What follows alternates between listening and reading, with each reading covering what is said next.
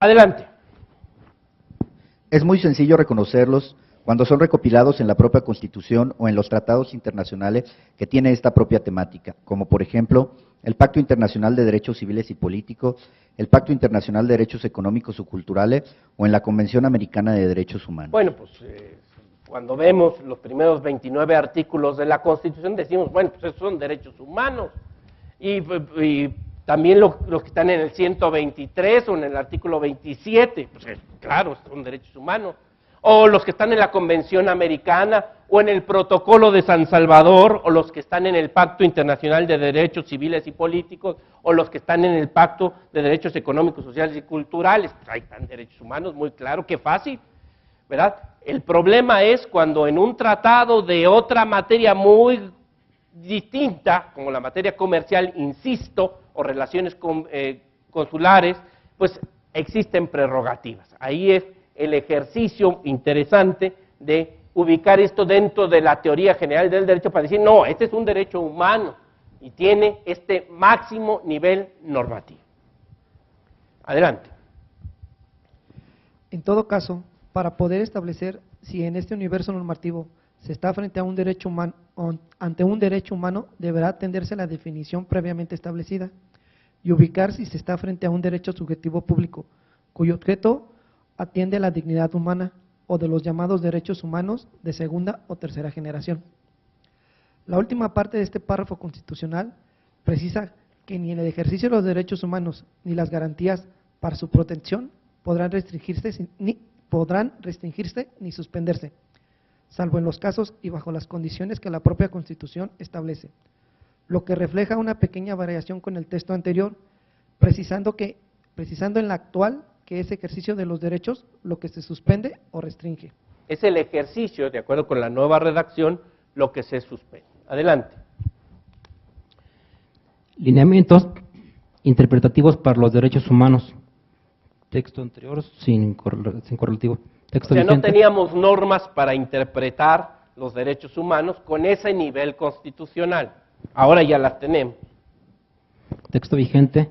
Las normas relativas a los derechos humanos se interpretarán de conformidad con esta Constitución y con los tratados internacionales de la materia, favoreciendo en todo tiempo a las personas la protección más amplia. Adelante.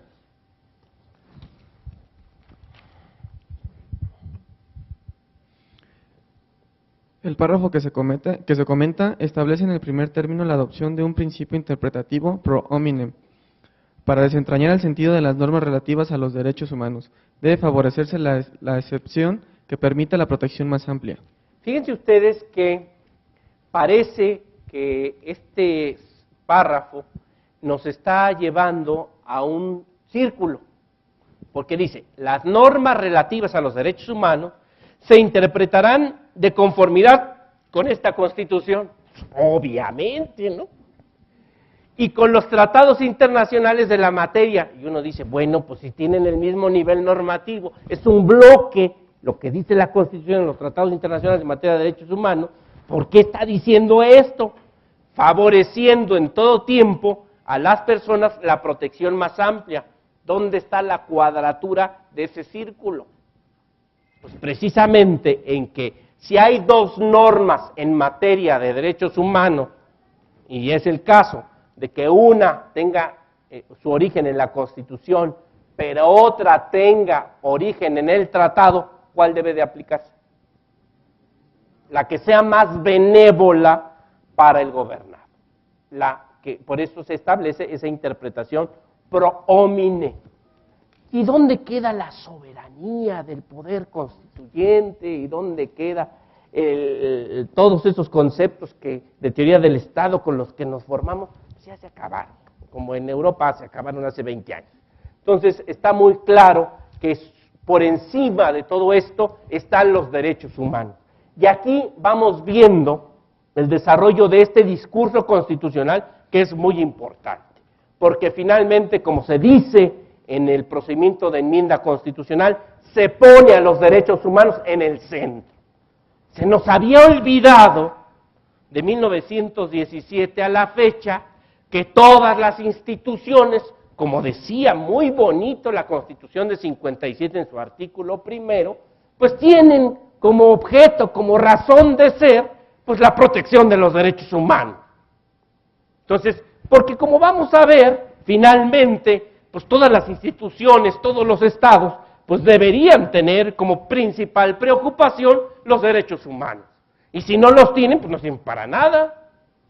Entonces, como que nos habíamos quedado con una reminiscencia de ese estado tipo Thomas Hobbes, ese Leviatán, de que todos trabajamos para el Estado. Y el individuo, pues no, por eso decía individuo, porque es uno. Él no es uno en la masa. Por eso ahora es persona. Entonces, es un cambio en el discurso que obedece tanto a una realidad jurídica. Por eso es tan importante el reto de hacer la realidad. Entonces, es una reforma muy importante porque, como vamos a ver enseguida, pone a los derechos en el centro. Y todo lo demás, dicen que esta es una reforma de contenidos y no de formas. El contenido de los derechos va a estar por encima de las formas. Aguas, con terrorismos jurídicos. Poco a poco. Adelante. Respecto a este tema debe añadirse que en el tercer párrafo del artículo primero se establecen una serie de principios que a mi juicio serán pauta para la interpretación, al establecer que se hará de conformidad con los principios de universalidad, interdependencia, indivisibilidad y progresividad, por lo que debemos precisarlos.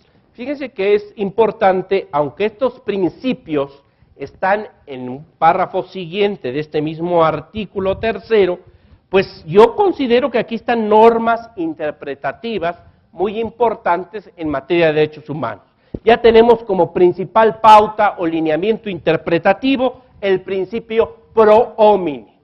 Ahora faltan otros más interesantes que están, ahora sí que generalmente aceptados, es un jus cogens internacional para interpretar y concebir lo que son los derechos. Adelante.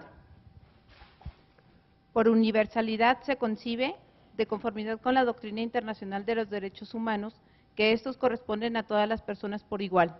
La falta de respeto de los derechos humanos de un individuo tiene el mismo peso que la falta de respeto de cualquier otro, y no es mejor ni peor según el género, la raza, el origen étnico, la nacionalidad o cualquier otra distinción. Este se convierte en el principio fundamental por el que se reconoce igual dignidad a todas las personas y con él se obliga a toda autoridad a que el reconocimiento, la aplicación o restricción del derecho se evite cualquier discriminación. Entonces, por universalidad, a todos por igual. Adelante. El principio de interdependencia consiste en que cada uno de los derechos humanos se encuentran ligados unos a otros y entre sí, de tal manera que el reconocimiento de un derecho humano cualquiera, así como su ejercicio, implica necesariamente que se respeten y protejan multiplicidad de derechos que se encuentran vinculados.